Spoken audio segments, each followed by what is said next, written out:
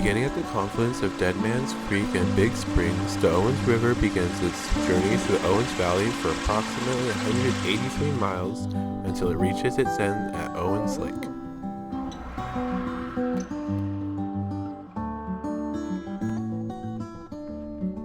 Historically, the Owens River provided a reliable water and food source for the local Paiute tribes. As European settlers moved into the valley, the river allowed the settlers to develop the valley for ranching and farming, driving out the native Paiutes with the help of the American Army. Through the Homestead Act of 1862 and the Desert Land Act of 1877, the settlers were able to buy up to 640 acres of land. By the mid-1890s, most of the Owens Valley had been claimed by settlers and land speculators. Farmers began developing the upper Owens Valley for fruit, dairy, and poultry, and the lower valley for cattle ranching as 200 miles of irrigation canals and ditches were dug. With such a good water source and fertile land, the Bureau of Reclamation identified the farming potential of the valley and began surveying the land with the goal of improving the irrigation system and turning the Owens Valley into a major farming area. At the same time, Fred Eaton and others in Los Angeles realized the growing city of Los Angeles was going to run out of water. With the help of Joseph Lippincott, the regional engineer for the Bureau of Reclamation, and a close friend of Fred Eaton, and with the financial backing of the city of Los Angeles, Fred Eaton began in 1905 to buy all the ranch land and water rights to the Owens River and many of its tributaries, along with the land and water rights to Lee Vining, Rush, Parker, Walker Creeks, farther to the north.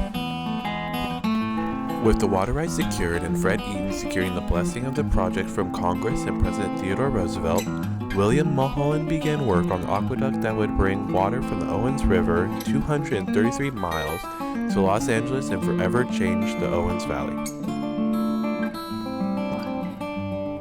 Cut off from their water source, farmland disappeared and cattle operations had to lease their land and water rights from LADWP. The lack of access to its main water sources drastically limited the growth of Owens Valley. Instead of growing as a farming and ranching region, and with a large portion of land for development owned by LADWP, the local economy primarily relies on tourism and jobs provided by LADWP and Southern California Edison. The aqueduct has also had some major environmental effects on the Owens Valley, both good and bad.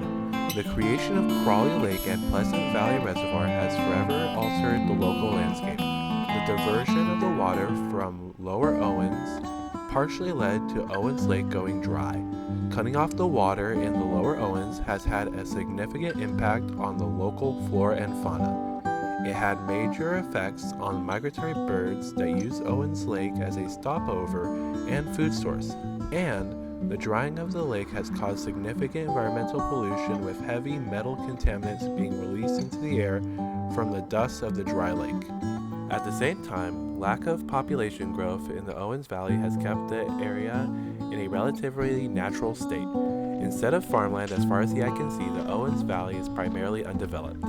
The towns of Owens Valley look and feel like they are trapped in time. It's ironic that the small town feel and the open land and the open access provided by the DWP is a big part of the appeal to Angelenos visiting the Sierras. The aqueduct that limited the development of Owens Valley has also been a big reason why the area is such a popular tourist destination for Angelenos.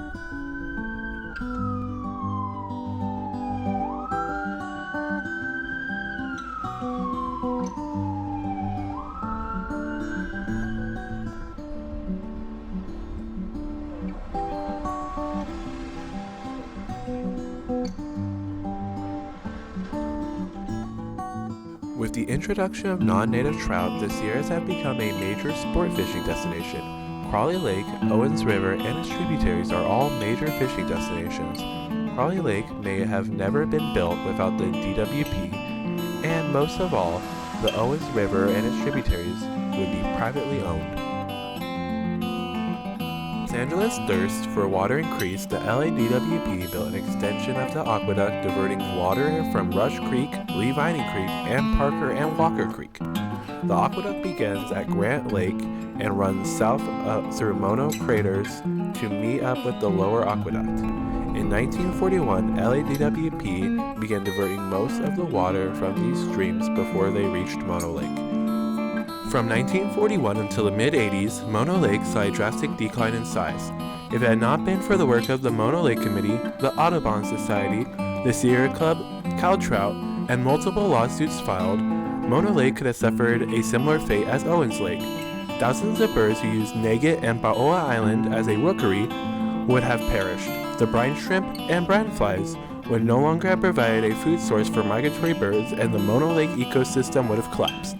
Today, LADWP is forced to keep minimum flows from Lee Vining Creek and Rush Creek, and they no longer can draw water from Parker or Walker Creek.